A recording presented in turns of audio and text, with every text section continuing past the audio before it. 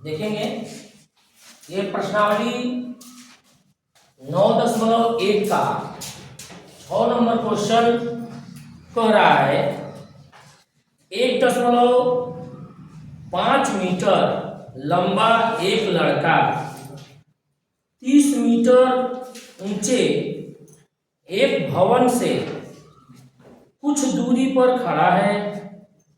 जब वह ऊंचे भवन की ओर जाता है तब उसकी आंख से भवन के शिखर का उन्नयन कोण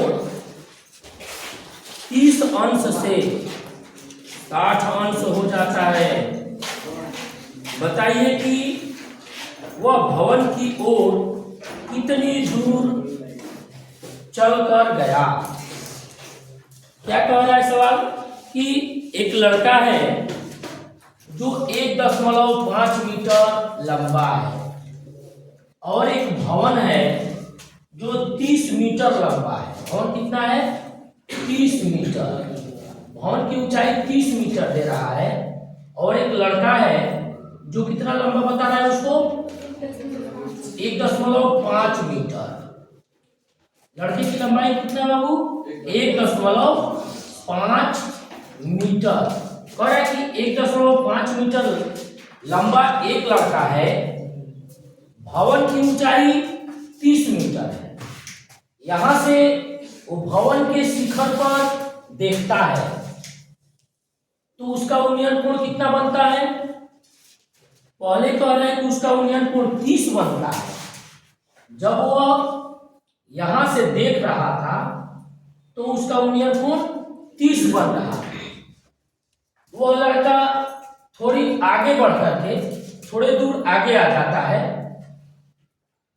यहां मान लिया जाए कि वो इतना चलता है और यहां आ जाता है और यहां से अब भवन के शिखर पर देखता है तो वह कोण 60 अंश का बनता है। तो इस सवाल में ये पूछ रहा है कि वह कितना दूरी आगे और बढ़ा चला। सवाल समझ में आ रहा है? 1.5 मीटर लंबा एक लड़का 30 मीटर ऊंचे एक भवन से कुछ दूरी पर खड़ा है। तो यहां हम लोग ये मान लेंगे, माना भवन से लड़के की दूरी कितना होगा? x मान लिया जाए। कुल दूरी कितना? x मान लिया जाए। या आप क्या कर सकते हैं, इसको x और इसको y भी मान सकते हैं। ठीक है, दोनों तरह से आप इसको हल कर सकते हैं। एक चीज और है इसमें कि जब लड़का 1.5 मीटर लंबा है, यहां भी वहां उसकी दूरी रहेगी 1.5 मीटर और वही दूरी यहां भी आप इसको 1.5 मीटर रखेंगे तो कुल 30 है। कुल दूरी कितना था? 30 था। तो 1.5 जब निकल गया तो 30 में से घटा दीजिए 1.5 को, कितना बचेगा? 28.5 बचेगा। यानी कि यहां से यहां तक की दूरी नाम लिख दें A B C D E या यहां लिख दीजिए G। तो AB के बीच की दूरी, कुल दूरी A से C तक कितना है? 30 है। A से B तक की दूरी क्या होगा? A से B तक की दूरी क्या होगा? 28.5 होगा। यहां लिखेंगे हम लोग 28.5 मीटर। AB के बीच की दूरी 28.5 मीटर लिख देते हैं। AB बराबर 28.5 मीटर। पहले जो लड़का था वहां से और भवन की दूरी कह रहा है सवाल में कि 1.5 मीटर लंबा लड़का 30 मीटर ऊंचे भवन से कुछ दूरी पर खड़ा है। माना भवन से लड़के की दूरी क्या मान लिया जाए बाबू? एक्स है, ऐसा मान लिया गया कि भवन से लड़के की दूरी क्या है? एक्स है। और इसमें आगे बढ़ा दीजिए, तथा भवन के तरफ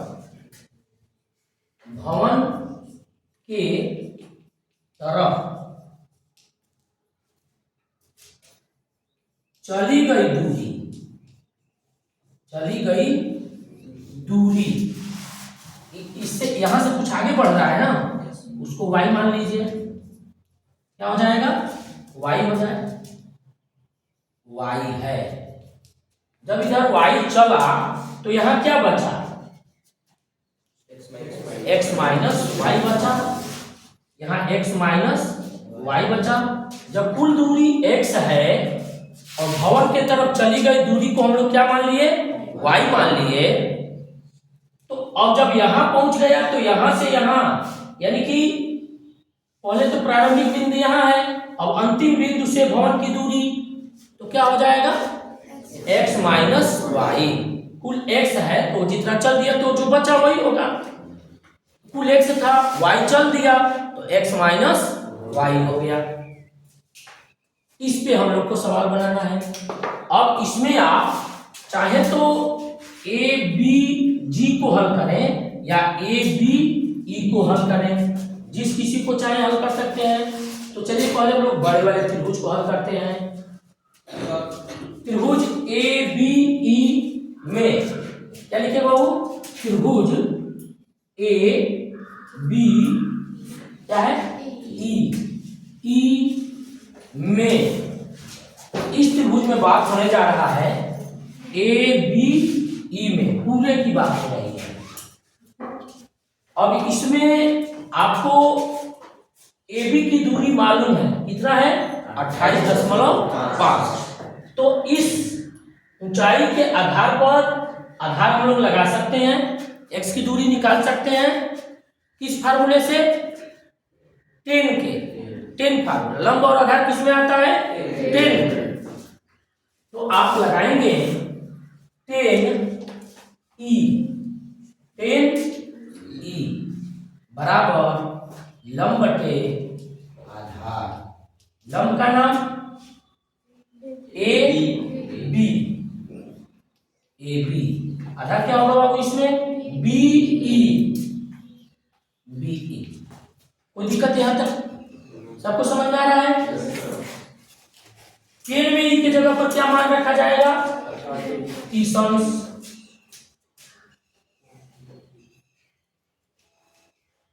ए बी का मान हल किया गया है, कितना? 28.5। बीई माना गया दूरी है, क्या है वो? x है।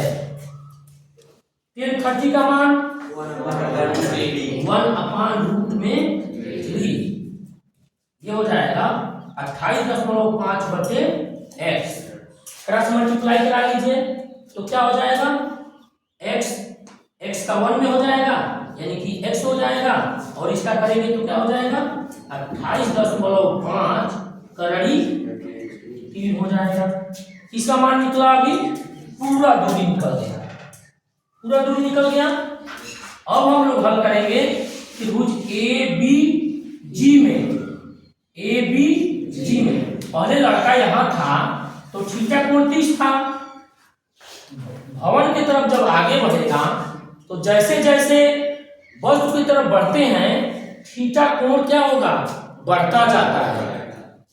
वस्तु से दूर हटेंगे तो थीटा कोण घटता जाएगा, और वस्तु की तरफ चलेंगे तो थीटा कोण क्या होगा? थीटा कोण बढ़ता जाएगा।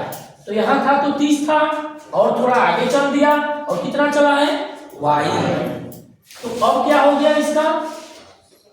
थीटा कोण यहां 60 हो गया। अब हल करेंगे हम लोग त्रिभुज ए बी जी में, यहां जी है, लिखेंगे त्रिभुज ए बी जी में, वही चीज फिर यहां भी चेन ही लगेगा। लंब आपको मालूम है, आधार पता करना है, क्या होगा तो 10 का जी, 10 जी बराबर लंब बटे आधार। लंब का नाम फिर ये बी, यहां भी ये बी हुई है, और आधार क्या है इसमें बी जी, ये 10 जी का मान क्या है 60 है, ए बी का मान 28.5 है, यही मान है ए बी का मान 28.5, और बी जी का मान क्या है x माइनस वाई। कुल x था, इसको हम लोग y ले लिए, तो क्या बचा तो x माइनस वाई बचा। यहां लिखेंगे आप x माइनस वाई। 10 में 60 का मान क्या होता है रूट में 3 होता है, 28.5 बटे में x minus y, cross multiply होगा, इसके नीचे कुछ नहीं 1 छुपा हुआ है, 1 के साथ 28.5 गुणा करेगा, x माइनस वाई के साथ करड़ी में 3 गुणा करेगा। तो हम लोग इसको ऐसे रहने दें, 28.5 गुणे 1। अब यहां आप ये देखिए कि x का मान क्या आया हुआ है, तो हम लोग x की जगह पर उसका मान रख सकते हैं। x का मान उसके जगह पर रख दिया जाएगा, तो जब उसके जगह पर रखेंगे बाबू लोग, तो ये सवाल आपका ऐसा हो जाएगा, क्या तो ये है 28.5 और करड़ी 3 माइनस का y बराबर में 28.5 हो जाएगा, इसका गुणा होगा। तो अब करड़ी 3 से जब इसमें 28.5 करड़ी 3 में गुणा होगा, तो करड़ी से करड़ी 3 यानी करड़ी में 9 यानी 3 हो जाएगा, तो 3 का 28.5 में गुणा कराएंगे, 28.5 में 3 से गुणा कराएंगे, 5 3 15 5 हासिल 1 8 3 के 24 और 1 25 2 हासिल 3 दूनी के 6 7 8 क्या हो जाएगा वो 85.5। इस 28.5 करड़ी 3 के जगह पर क्या हो जाएगा 85.5 हो जाएगा। यहां लिखते हैं क्या हो जाएगा, तो ये हो जाएगा 85.5, यानी कि x के जगह पर क्या मान दिया था, x का जो मान आया है वो रख दिया गया, और उसमें जब आप करड़ी 3 से गुणा किए, तो करड़ी 3 इस करड़ी 3 में गुणा करेगा, तो करड़ी के बाहर हो जाएगा 3, यानी कि वो 3 अब क्या करेगा 28.5 में गुणा कर देगा, तो वही 28.5 में जब 3 से गुणा किया गया तो क्या आया 85.5 आया। अब इसी करड़ी 3 से आपको y में भी गुणा करना पड़ेगा, तो क्या हो जाएगा माइनस का करड़ी 3 y बराबर में 28.5। अब ये 85.5 इधर प्लस है, उस साइड में जाएगा तो क्या करेगा माइनस करेगा, और ये यही रह जाएगा माइनस का करड़ी 3 y बराबर में 28.5 माइनस 85.5। 28.5 में से क्या करेंगे 85.5 को माइनस करा देंगे, बड़े में से छोटे को घटाएंगे और बड़े का चिन्ह लगाएंगे, यानी वह भी किस में आने वाला है माइनस में ही वह भी आ जाएगा। तो माइनस का घटा दीजिए 85 में से कितना 28.5 को, तो ये हो जाएगा 0, यानी कि इधर का खत्म हो गया, और 15 में से 8 जाएगा 7 हो जाएगा, यहाँ हो गया 7 में से 2 जाएगा 5, क्या हो जाएगा बाबू माइनस का 57। थोड़ा इसका जगह कम है, अभी इसको नोट कर लीजिए। यहाँ जो माइनस का करड़ी 3 y बराबर माइनस का 57 आया हुआ है, y को यही रहने देंगे। करड़ी 3 क्या कर रहा है, y में गुणा कर रहा है, उधर जाएगा क्या करेगा, भाग करेगा। माइनस का करड़ी 3, यहां कर देंगे इसका परिमेयकरण, माइनस से माइनस काट दीजिए, करड़ी 3 से अंश और हर दोनों में क्या करिए, इंटू करा दीजिए। क्या आएगा, ये 57√3 और अपान में यहाँ क्या हो जाएगा, 3 हो जाएगा। 3 से 57 को काट दीजिए, कितने बार में कटेगा, तो 3 9 27, 19 बार में। y का मान क्या हो जाएगा, 19 करड़ी में 3। इस सवाल में ये पूछ रहा है कि जो लड़का पहले जहां पर है वहां से कितना आगे बढ़ा, भवन की तरफ कितना दूरी चला। तो हम लोग क्या माने हुए हैं कि भवन की तरफ चली गई दूरी क्या है, y है। y का मान क्या आ गया, 19 करड़ी में 3 आ गया, यानी कि वह लड़का भवन की तरफ कितना दूर चला, तो ये 19 करड़ी 3 मीटर चला। यहाँ लिख देंगे, इसका आंसर हो जाएगा, अतः भवन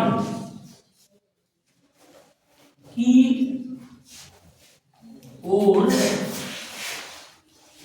चली गई दूरी y बराबर क्या हो जाएगा, 19 करड़ी 3 मीटर। वो लड़का कितना भवन की तरफ चला, तो 19 करड़ी 3 मीटर चला।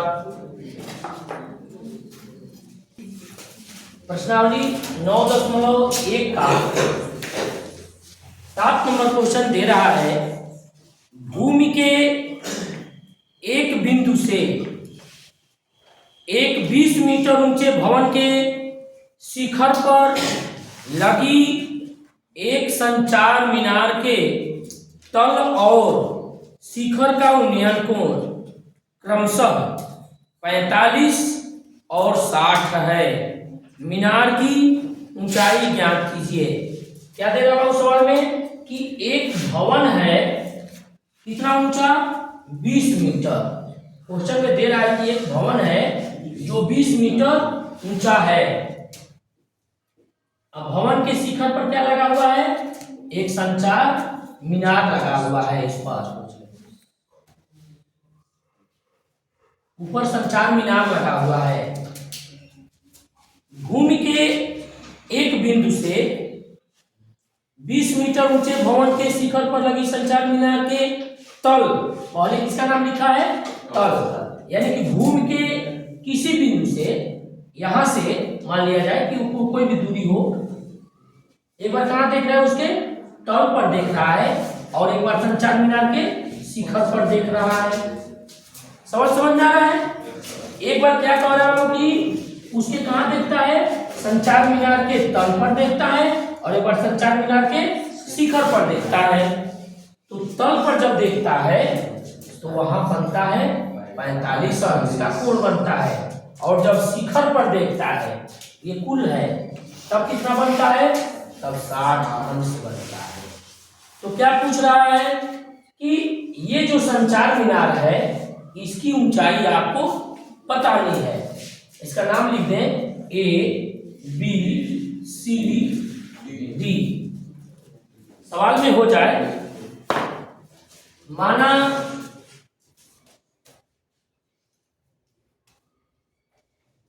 संचार मीनार की ऊंचाई या लंबाई, ऊंचाई की जगह पर कैसे कह रहे हैं, संचार मीनार की ऊंचाई, ठीक है, संचार मीनार की ऊंचाई यच है, ऐसा मान लिया गया। क्या मान लिया गया बाबू, ये जो संचार मीनार है इसकी ऊंचाई क्या है, यच है।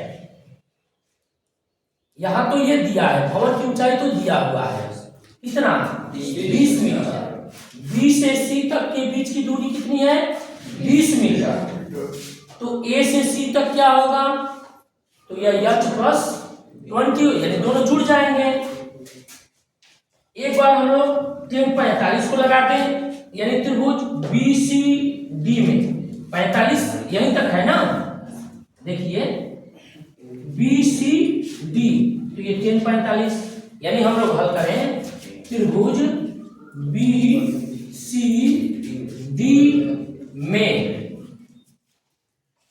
इसमें BC का मान दिया हुआ है कितना 20, CD निकाल दिया जाए, तो लंब दिया है और आधार पूछ रहा है, कौन सा फार्मूला 10D बराबर लंब बटे आधार, लंब बटे आधार, लंब का नाम क्या होगा BC, क्या होगा बाबू लंब का नाम BC, और आधार होगा यहाँ पे कितना CD। यहाँ आधार की दूरी नहीं मालूम है, यहाँ पर जो हम लोग माने हैं, माना संचार मीनार की ऊंचाई h है, वहीं पर आगे एक स्टेप लिख सकते हैं, भवन से उस बिंदु की दूरी y x कुछ भी लिख लें, यहाँ बढ़ा देते हैं, तथा भवन से जो लड़का देख रहा है उसकी दूरी, भवन से लड़के की दूरी